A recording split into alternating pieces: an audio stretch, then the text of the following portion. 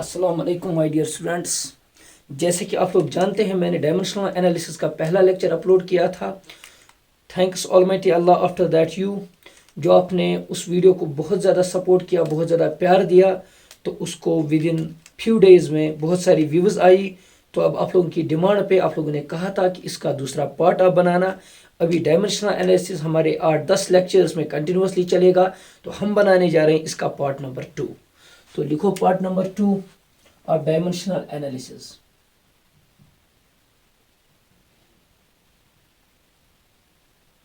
Dimensional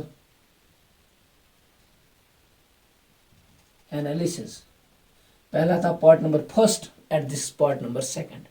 part number second को discuss करने से पहले, पार्ट नंबर सेकंड को पढ़ने से पहले कुछ चीज़ों का डायमेंशनल फार्मूला जो मैंने पहले लेक्चर में बहुत स्ट्रेस के साथ बताया था वो जुबानी एक बंदे को, एक स्टूडेंट को याद होना चाहिए। उसमें सबसे पहले dimensional formula of acceleration due to gravity या सिंपली किसी भी टाइप का एक्सेलरेशन हो, उसका डायमेंशनल फार्मूला होता है L1 t raised power -2। ठीक है बेटा, दिस इज मोस्ट इंपॉर्टेंट। और दूसरा similarly what is dimensional formula for force, ये एक बच्चा कभी भी नहीं भूलना चाहिए। Dimensional formula for force is m1 l1 and t raised power -2। Sir ये दोनों फार्मूले कैसे आए डायमेंशनल फार्मूले, ये मैं ऑलरेडी पिछले अपने पहले लेक्चर में डिस्कस कर चुका हूं। और तीसरा what is dimensional formula for work done, this is m1, this is m1, this is l2, this is t raised power -2। ये तीनों फार्मूले आप लोगों को जुबानी याद होने चाहिए। अब हम कुछ और क्वांटिटीज के डायमेंशनल फार्मूला यहाँ पे फाइंड करेंगे एक एक करके, और आप लोग देखोगे कि हम उनके डायमेंशनल फार्मूला कैसे फाइंड करेंगे। पहले लेक्चर में मैं बता चुका हूं किसी भी क्वांटिटी का अगर डायमेंशनल फार्मूला फाइंड करना होगा उसके लिए प्राइमरी एंड फंडामेंटल कंडीशन ये है बेटा कि आप लोगों को उस फिजिकल क्वांटिटी की रिलेशन, उस फिजिकल क्वांटिटी का फार्मूला पता होना चाहिए। जब तक हमें वो पता नहीं होगा हम तब तक डायमेंशनल फार्मूला फाइंड नहीं कर सकते हैं। तो हम फाइंड करते हैं डायमेंशनल फार्मूला फॉर इम्पल्स। लिखो बेटा इम्पल्स आई। तो इम्पल्स क्या होता है ये हमें डिटेल्ड पढ़ना है force and laws of motion chapter number 3 में, लेकिन यहाँ पे मैं ऐसे समझा देता हूँ। एक बंदा सड़क रोड पे बैठा है, वहां से एक गाड़ी आई, उसके पैर के ऊपर से चली जाते हैं बेटा। वो गाड़ी जब आई उसने उसके पैर के ऊपर फोर्स लगाया। वो जो फोर्स लगाया वो बहुत कम टाइम तक लगा, बहुत ज्यादा फोर्स लगा, ट्रक का फोर्स लगा, लेकिन बहुत कम टाइम तक। उस चीज को हम बोलते हैं इम्पल्स। इम्पल्स का फार्मूला है when a large force is acting for very short duration of time, this is known as impulse. अब इस इम्पल्स का डायमेंशनल फार्मूला निकालना है, तो कैसे निकालेंगे? इसका डायमेंशनल फार्मूला बहुत आसान है बेटा। जरा फोर्स का बताओ, फोर्स का क्या है? सर फोर्स का m1 l1 t raised power -2 है। और अब क्या बचा? टाइम। और टाइम का क्या है बेटा? t1। तो अब देखो इसको थोड़ा रीअरेंज करो, this will become m1 l1 t raised power -2 t raised power +1, this will become t raised power -2 and +1, this will become m1 l1 t raised power -1, क्योंकि -1 +1 this will become -1. This is dimensional formula for impulse. Note down. इसके बाद impulse के बाद और एक quantity आती है, what is dimensional formula for pressure. What is dimensional formula for pressure? Pressure क्या होता है? प्रेशर होता है force applied per unit area. Force applied per unit area. तो फोर्स का dimensional formula sir m1 l1 t raised power -2। मैंने पहले ही बताया किसी भी टाइप का फोर्स हो उसका डायमेंशनल फार्मूला ऑलवेज ये रहेगा m1 l1 t raised power -2 और एरिया का रहेगा l raised power 2। This 1l cancels out, तो इस l को ऊपर लेके आओ, यहाँ पे बचेगा l1, इस ये ऐसे बचेगा m1 l, अब खत्म हो गया यहाँ पे m1 और यहाँ पे बचेगा t raised power -2 divided bye रहेगा l। ठीक है ना? अब इस l को ऊपर लेके आओ, ये +1 है, ये ऊपर चला जाएगा, ये -1 बनेगा, ये बनेगा m1 l raised power -1 और t raised power -2। This is dimensional formula for pressure. वैसे ही आता है नीट 2020 में क्वेश्चन पूछा गया था, मोस्ट इंपॉर्टेंट, उतना इंपॉर्टेंट भी नहीं था लेकिन नीट 2020 में पूछा गया। हम क्या कर सकते हैं, वो तो पढ़ना है। What is dimensional formula for stress? Stress का फार्मूला सिग्मा से डिनोट करते हैं stress, that is again equal to force applied per unit area. अगर सिट्रस भी बराबर होता है force applied per unit area, इसका मतलब यह हुआ जो डायमेंशनल फार्मूला प्रेशर का आया वही आना चाहिए सिट्रस का, क्योंकि इन दोनों का फार्मूला सेम है। अगर सेम है तो लिखेंगे यहाँ पे फोर्स का dimensional formula m1 L1 t raised power -2 divided by area का L2। वैसे ही यहाँ पे इसका एक और इसका एक कैंसिल हो जाएगा, ये एक ऊपर चला जाएगा, this will again become m1 L raised power -1 t raised power -2। Most important NEET में पूछा गया था 2020 में, what is dimensional formula for stress. सिर्फ फार्मूला पता होना चाहिए, बाकी डायमेंशनल फार्मूला अब हमको निकालना आता है, ये भी नोट करो। तो इन दोनों इक्वेशन से मैं यहाँ पे शॉर्ट में लिख सकता हूं, यहाँ पे लिख सकता हूं द डायमेंशनल फार्मूला, अच्छे से देखना, the dimensional formula of citrus is equal to pressure is equal to बोलो m1 L raised power -1 T raised power -2। इन दोनों का सेम है और वो इसके बराबर है। इसको भी नोट कीजिए, इसको नोट कीजिए जल्दी से, इन तीनों क्वांटिटीज को।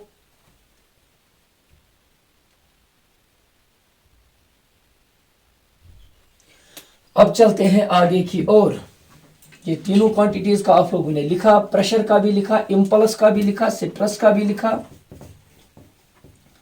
अब आगे देखिए, कभी कभी आता है what is dimensional formula for surface tension. तो सरफेस टेंशन को भी सिग्मा से हम डिनोट करते हैं, that is equal to force applied per unit length. Force applied per unit length is formula for surface tension. तो इसको क्या लिखेंगे, कैसे डायमेंशनल फार्मूला लिखेंगे, जल्दी से बताओ। फोर्स का, सर फोर्स का है m1 L1 t raised power -2 और नीचे क्या है L इज लेंथ, तो इसका आएगा L1। तो जब मैं यहाँ पे L1 और L1 कैंसल आउट हो जाएगा, this will become m1 t raised power -2। This is dimensional formula for surface tension. ये भी बहुत बार कॉम्पिटिटिव एग्जाम में पूछा गया है, what is dimensional formula for surface tension. तो और एक चीज आता है स्प्रिंग कांस्टेंट। स्प्रिंग कांस्टेंट हम पढ़ेंगे चैप्टर नंबर 4 में। वो क्या होता है, force by variable quantities. Spring constant के होता है अगेन बराबर बेटा स्प्रिंग कांस्टेंट, यानी कि अगर हमारे पास एक स्प्रिंग है, इसको जब हम यहाँ से फोर्स लगाते हैं, वो फोर्स डायरेक्टली प्रोपोर्शनल होता है डिस्प्लेसमेंट के। जितना फोर्स ज्यादा उतना डिस्प्लेसमेंट ज्यादा होगा ना बेटा। तो लिखने का तरीका, F is directly proportional to x, force है directly proportional to displacement, F is equal to some constant into displacement, directly proportionality को रिमूव करने के लिए। तो ये जो कांस्टेंट होता है, इस कांस्टेंट को हम बोलते हैं स्प्रिंग कांस्टेंट। इस कांस्टेंट को हम बोलते हैं स्प्रिंग कांस्टेंट। इस स्प्रिंग कांस्टेंट का डायमेंशनल फार्मूला हमें फाइंड करना होता है। तो मैं लिख सकता हूं therefore K is equal to F by x। तो F का डायमेंशनल फार्मूला बोलो जल्दी से। सर F का डायमेंशनल फार्मूला फिर से जुबानी याद होना चाहिए, this is equal to m1 L1 t raised power -2 divided by distance का L1 cancel out, this will become m1 t raised power -2। तो यहाँ पे और एक इंपॉर्टेंट रिजल्ट आया, अगर आप सरफेस टेंशन का देखोगे तो वो है m1 t रेज़्ड पावर -2। अगर आप स्प्रिंग कांस्टेंट का देखोगे that is equal to m1 t raised power -2। तो यहाँ पे मैं लिख सकता हूं द डायमेंशनल फार्मूला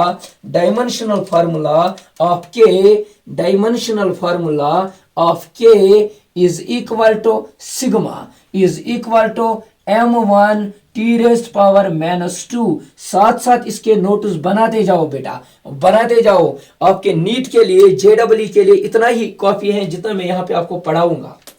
इसके बाद आता है, ये सारी चीजें हो गई, अब आता है what is dimensional formula for kinetic energy. What is dimensional formula for kinetic energy? तो काइनेटिक एनर्जी क्या होता है?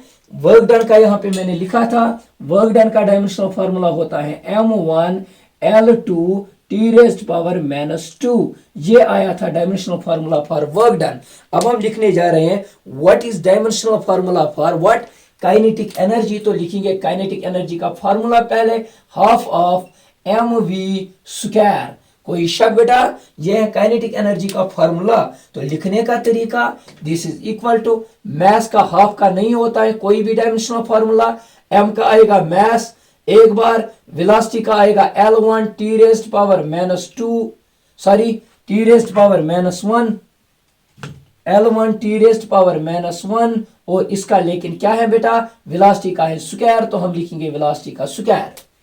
यहां पे बनेगा m1 L1 into 2, this will become L2 और t raised power -1 into 2 -2।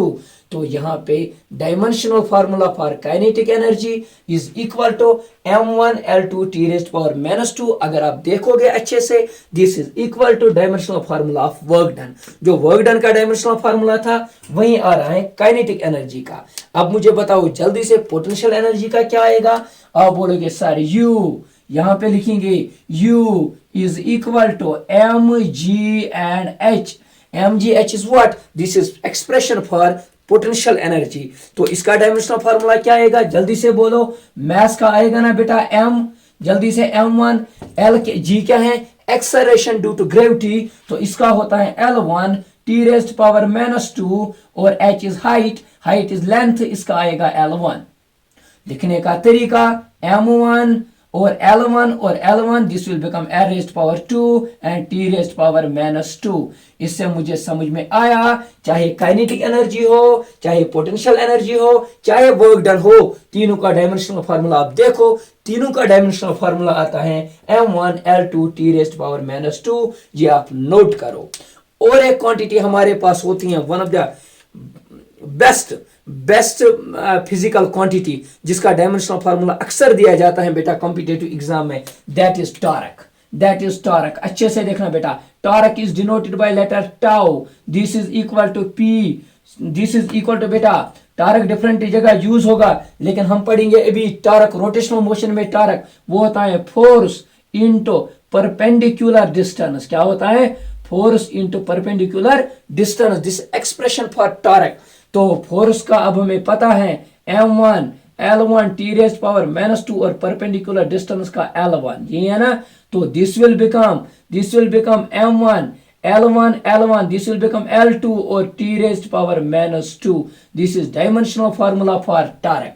अगर आप देखोगे, चाहे मेरे पास काइनेटिक एनर्जी हो, चाहे मेरे पास पोटेंशियल एनर्जी हो, चाहे वर्क डन हो, चाहे टॉरक हो, चारों की चारों फिजिकल क्वांटिटी का डायमेंशनल फार्मूला सेम रहेगा। लिखने का तरीका डायमेंशनल फार्मूला, लिखने का तरीका डायमेंशनल, लिखने का तरीका डायमेंशनल फार्मूला ऑफ, अच्छे से देखना बेटा, dimensional formula of kinetic energy is equal to dimensional formula of potential energy is equal to dimensional formula of torque is equal to dimensional formula of work done is equal to ये मैं red pen से लिख देता हूं, most important, this equal to m1 L2 t raised power -2। One of the most important ये expression है, इसको आप नोट कीजिए, इसको आप नोट कीजिए जल्दी से, ये बहुत ही ज्यादा इंपॉर्टेंट है। और भी बहुत सारी क्वांटिटीज का है। अगर आप लोगों को फार्मूला पता होगा, अगर आप लोगों को फार्मूला अच्छे से आता होगा, आप हर एक फिजिकल क्वांटिटी का डायमेंशनल फार्मूला फाइंड कर सकते हो। लेकिन वर्क डन और फोर्स का जुबानी याद रखो, बाकी जितनी भी क्वांटिटीज आगे आगे आएंगे हम उनका एक एक करके फाइंड कर सकते हैं।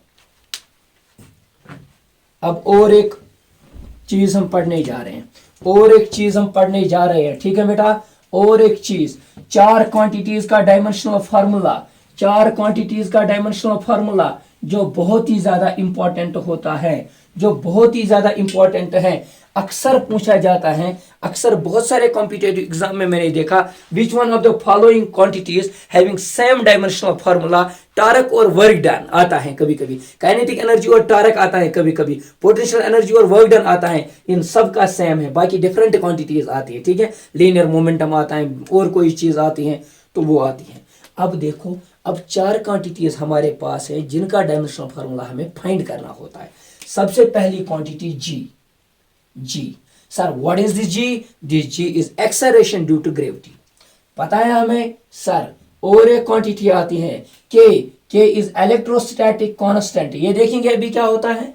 और एक quantity that is epsilon not, अक्सर इसका पूछा जाता है। और एक क्वांटिटी का पूछा जाता है बेटा, that is H is known as Planck's constant.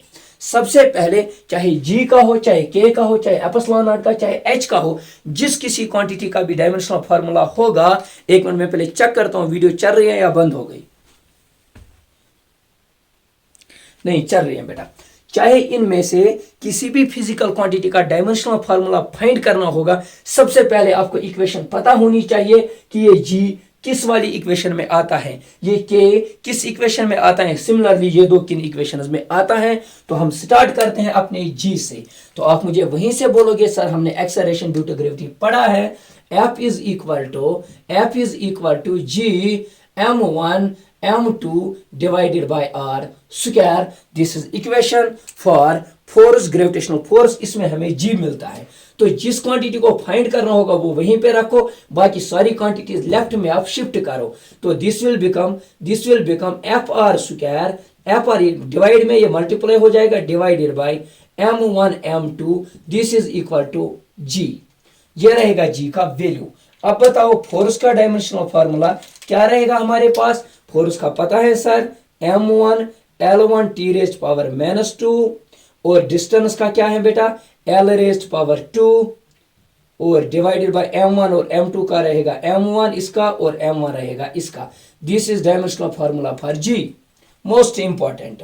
तो dimensional formula for G is equal to, ये बनेगा m1, ये रहेगा L3, m1 L1 और L2, this will become L3, t raised power -2, this will become m raised power 2, क्योंकि message 2 है, m raised power 2, इस m raised power 2 को ऊपर ले आओ, या 1m और 1l कैंसल आउट, एक m को ऊपर लेके आओ, तो ये क्या बनेगा यहाँ पे, ये बनेगा यहाँ पे g इज इक्वल टू, इस m को ऊपर ले आओ, m raised power -1, l raised power बेटा 2, t raised power l raised power sorry 3 आएगा, l रेज्ड पावर 3 और t रेज्ड पावर